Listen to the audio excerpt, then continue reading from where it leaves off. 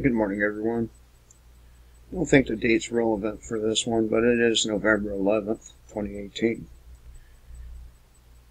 Most of you remember the story of Sodom and Gomorrah, right? Well, there's another version of this story, and it's nothing, and I mean nothing, like the biblical version, and the other version is the original. As far as we can tell, anyway. So, Sodom and Gomorrah destroyed. The two angels arrived at Sodom in the evening, and Lot was sitting in the gateway of the city. Now, in the Sumerian version, the role of Lot is Enki. Enki is the son of Anu, brother of Enlil. When he saw them, he got up to meet them, and bowed down with his face to the ground. "My lords," he said, "please turn aside to your servant's house. You can wash your feet and spend the night, and then go on your way early in the morning." "No," they answered, "we will spend the night in the square." But he insisted so strongly that they did go with him and entered his house. He prepared a meal for them, baking bread without yeast, and they ate. Before they had gone to bed, all the men from every part of the city of Sodom, both young and old, surrounded the house. They called to Lot, "Where are the men who came to you tonight? Bring them out to us, so that we," and this is not the King James Version, so it doesn't say "so that we could know them." See, I know a little bit about the Bible. It says, "Bring them out to us so that we can have sex with them." And this did not happen. All right, it did not happen. The Sumerians, or the Anunnaki, who cultivated the Sumerian culture, was strongly against homosexuality, and I'm going to tell you why. The first reason is because male to male, the male semen was poisonous to another male newborn, and they get sick and die. That's why homosexuality is strongly frowned upon to this day. Seriously. So that didn't happen. Lot went outside to meet them and shut the door behind him and said, "No, my friends, don't do this wicked thing. Look, I have two daughters who have never slept with a man. Let me bring them out to you, and you can do what you like with them. But don't do anything to these men, for they have come under the protection of my roof."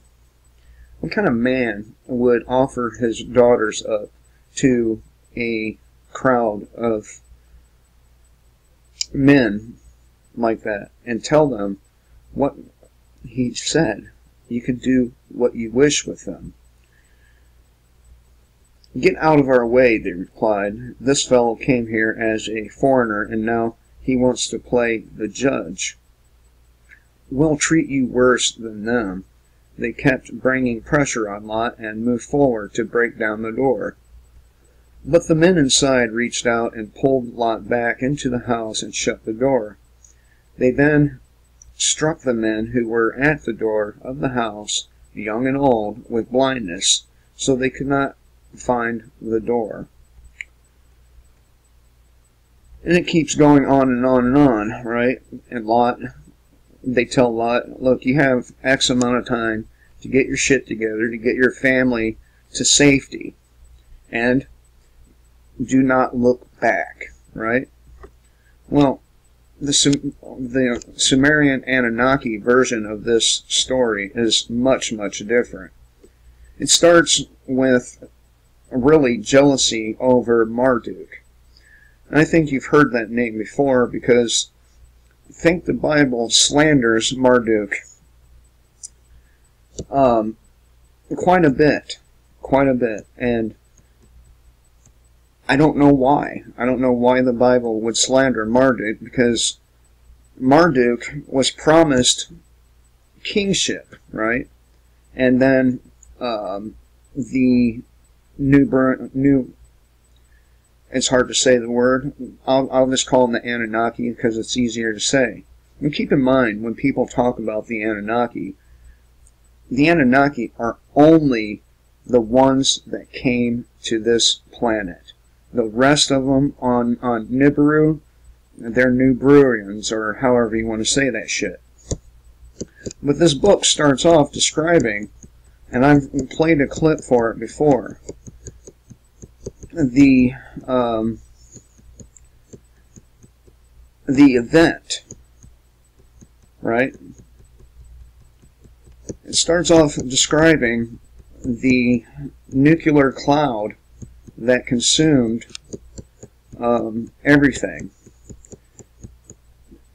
And I've been having problems with my reader. For some reason, it does not keep my highlights. It's driving me fucking nuts. But it's at the very beginning of the book. Oh, there we go. It's Inky describing what happens, or what happened. No, it's back here.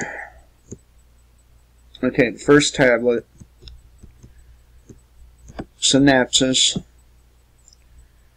The words of Lord Inky, synopsis of the first tablet. Lamentation over the desolation of Sumer. How the gods fled their cities as the nuclear clouds spread. The debates in the council of the gods. The fateful decision to unleash the weapons of terror. The origin of the gods and the awesome weapons on Nibiru. Nibiru's North-South wars, unification and dynastic rules. Nibiru's place in the solar system. A dwindling atmosphere causes climate changes. Efforts to attain gold to shield the atmosphere fail. Alelu, a usurper, uses nuclear weapons to stir volcanic gases. Anu, a dynastic heir, deposes Alelu. Alelu steals a spacecraft and escapes from Nibiru.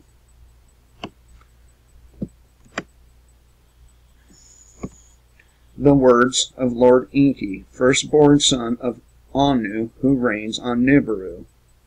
He said, with heavy spirit I utter laments. Laments that are bitter fill my heart.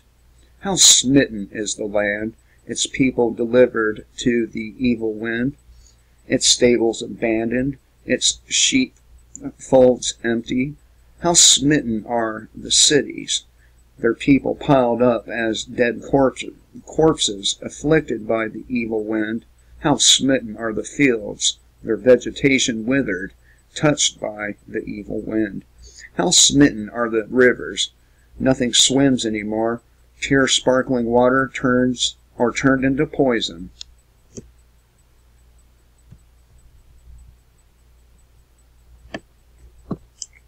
Of its black-headed people, Sumer is emptied. Gone is all life. All of its cattle and sheep, Sumer is emptied. Silent is the hum of churning milk. Its glorious cities, only the wind, or in its glorious cities, rather, only the wind howls. Death is the only smell. The temples whose heads to heaven arose by their gods have been abandoned. Of lordship and kingship, command there is none. Scepter and tiara are gone. On the banks of the two great rivers, and I believe that is the Nile and Euphrates, I believe. Once lush and life-giving, only weeds grow. No one treads on the highways, no one seeks out the roads. Flourishing Sumer is like an abandoned desert. How smitten is the land, home of gods and men. On that land a calamity fell, one unknown to man, a calamity that mankind had never seen before. No one that could one that could not be withstood. On all the lands from west to east, a disruptive hand of terror was placed. The gods in their cities were helpless as men. An evil wind, a storm born in a distant plain, a great calamity wrought in its path. A death-dealing wind born in the west, its way to the east has made, its course set by fate. A storm devouring as the deluge, so it happened after the flood, by wind and not by water, a destroyer by poisoned air, not tidal waves overwhelming, by fate, not destiny, it was engendered. The great gods in their council the great calamity had caused. By Enlil and Harsag it was permitted. I alone, and this is where it comes into how he begged for the lives of the people like Lot did. I alone for a halt was beseeching, day and night to accept what the heavens decree. I argued, to no avail. Ninurta, Enlil's warrior son, and Nergal, my very own son, poisoned weapons in the great plain they unleashed. Now, Marduk was the son of Enki. And this is how it all started. Was Marduk was promised kingship when his celestial sign came up, and that was the sign of the ram. The ram came up, and he was supposed to take reign over earth, and the word was broken. And so he started being rebellious, and of course Marduk is the one who built the biblical Tower of Babel. It's very easy to see where this particular story from the Bible came from. It came from this.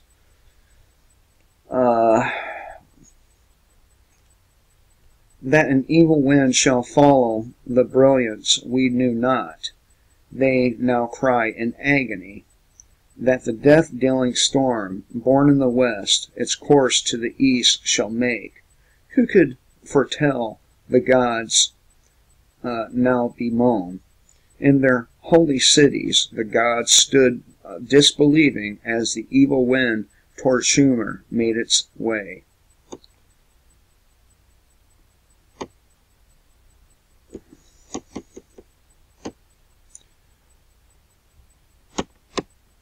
Now, you want to know where the one world government idea came from. It came from Nibiru. As above, so below. Came from the Anunnaki. They talked about how the earth would be ruled the same as above, and they used that very fucking phrase.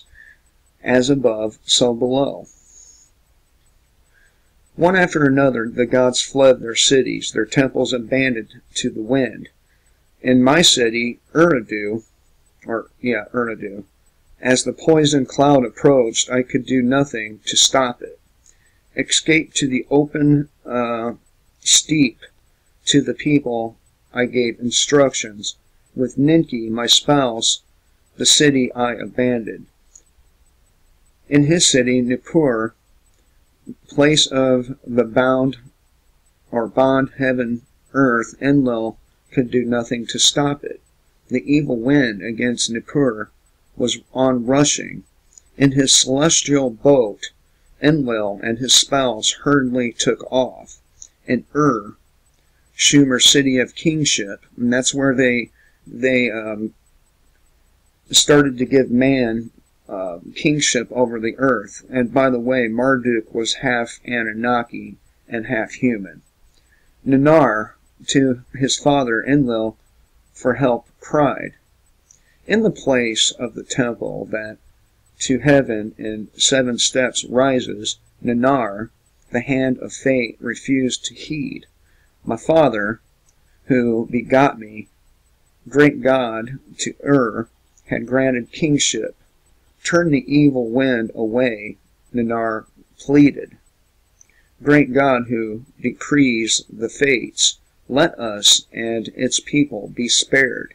Your praises to continue, Nanar appealed. Enlil answered his son, Nanar, noble son, your wondrous city kingship was granted. Eternal reign it was not granted. Take hold of your spouse, Ningal, flee the city. Even I, who decree fates, its destiny I cannot bend. Thus did Enlil, my brother, speak. Alas, alas, not destiny it was.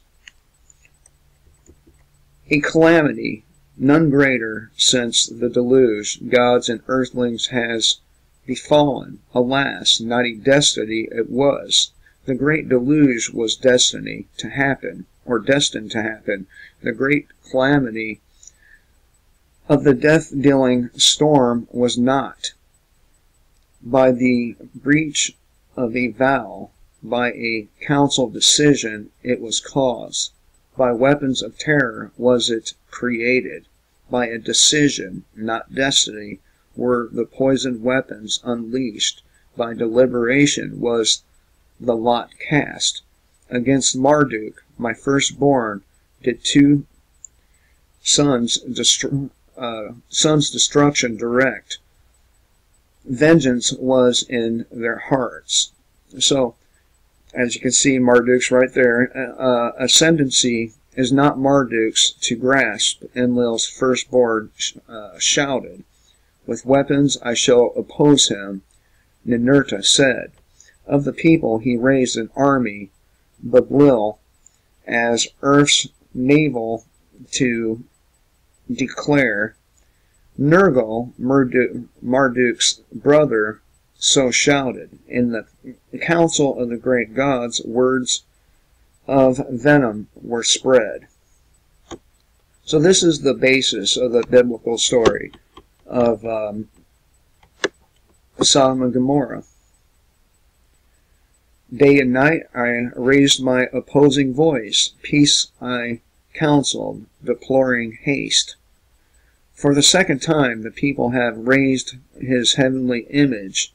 Why does opposing continue? I asked in pleading. All of the instruments have been checked, or have all the instruments been checked?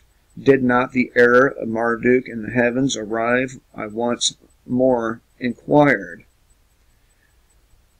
And it was all based on jealousy. Inanna, her husband was killed by Marduk. And after that, she sought any way she could to destroy Marduk. It's funny how the Bible demonizes these I'll call them people, because some of them were at least half person, for nothing. This is why you can't trust a goddamn thing people tell you. Even me. But it's right here in writing. It's right here. And it's very, very clear that these are the words of Lord Enki.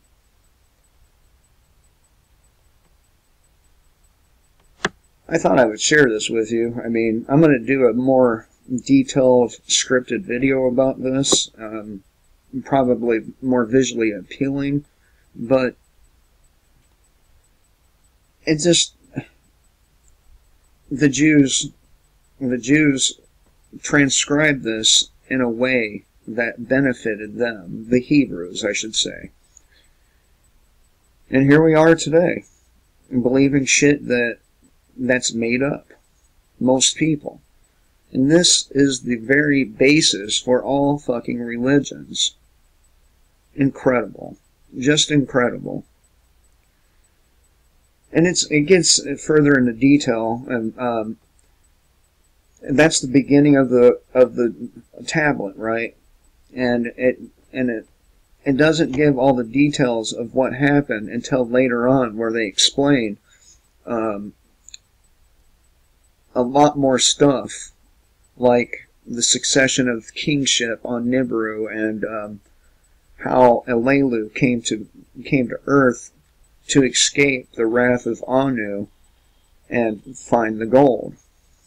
He thought that finding the gold would spare his life and give back his kingship, but that did not happen.